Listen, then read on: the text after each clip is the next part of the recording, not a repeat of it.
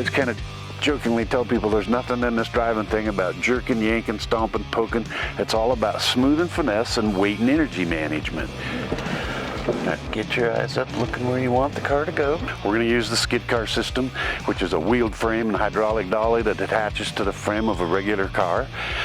Through that, we can make the car skid and slide, just like it's on snow and ice or high speed or whatever. It doesn't matter. A skid's a skid, a slide is a slide. The car can only do three things. It can go, it can stop, and it can change direction. That said, tires make it go, tires make it stop, tires make it change direction. Nice job.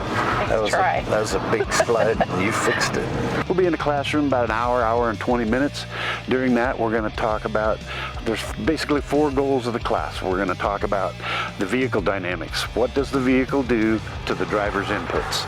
Every vehicle does certain things. It doesn't matter what it is. It can be a car, a pickup truck, an SUV, a motorcycle, a bus, whatever. If you let off of the gas, the weight goes to the front. If you put on the brakes, the weight goes to the front. If you let off the brakes, the weight goes to the rear, and if you accelerate, the weight goes to the rear. Go around the corner, the weight shifts side to side. I really never realized that I looked down that much. Eyes up to the cone. Nice gentle brakes. Eyes down there. Third cone down. Fix the slide. Nice gentle brakes right here. Get your eyes over to the corner. Dial in your turn. Correct the slide. The next thing we're going to talk about is the technology in the vehicles. The new vehicles, anything sold new in the United States since 2012 has to have the following things. It has to have stability control, it has to have traction control, it has to have angle sensing steering, has to have tire pressure monitoring system, has to have ABS, a whole bunch of different stuff that just runs in the background.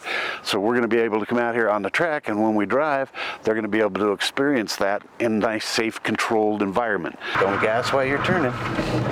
It's my favorite part. Kicks the back end out every time. And then we talk about really discussing the proper places to accelerate, the proper places to brake, we go into how to move the steering wheel. Most everybody steers way too much and way too fast. And so we go into all of that, we discuss that in the classroom, and then we come out and do it practical on the track. And so when we get out on the track, then I start talking to them about where to look, where to place your eyes. It's a hand-eye coordination thing. The car goes where you look. So if you want to avoid a collision, you get your eyes up looking away from what you don't want to hit down the path you want to go to avoid that collision.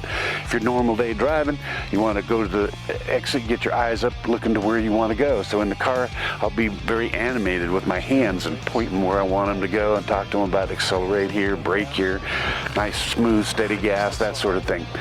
And by the time they're done, they get to experience both with the electronics on, and through a very specialized switch, I can shut everything off. So they get to experience the car without the electronic stuff and with the electronic stuff. So they get to see the different technologies at work and that sort of thing. And by the end of the day, they're usually very confident to go about driving in the snow and ice and any other inclement weather. And the practices here aren't just for inclement weather. They're for anything. If you find yourself on a gravel road in a slide, you fix the slide the same way, you prevent the slides the same way, that sort of thing. It's all around, it's basically an all-weather driver enhancement course is what it is. It was a good reminder. I didn't realize how much I hit the gas in the corners, like he said, all the time without realizing it. So it was a good reminder, and to stay off the brakes. And I think everybody should take it. I think it should be a requirement before you get a driver's license.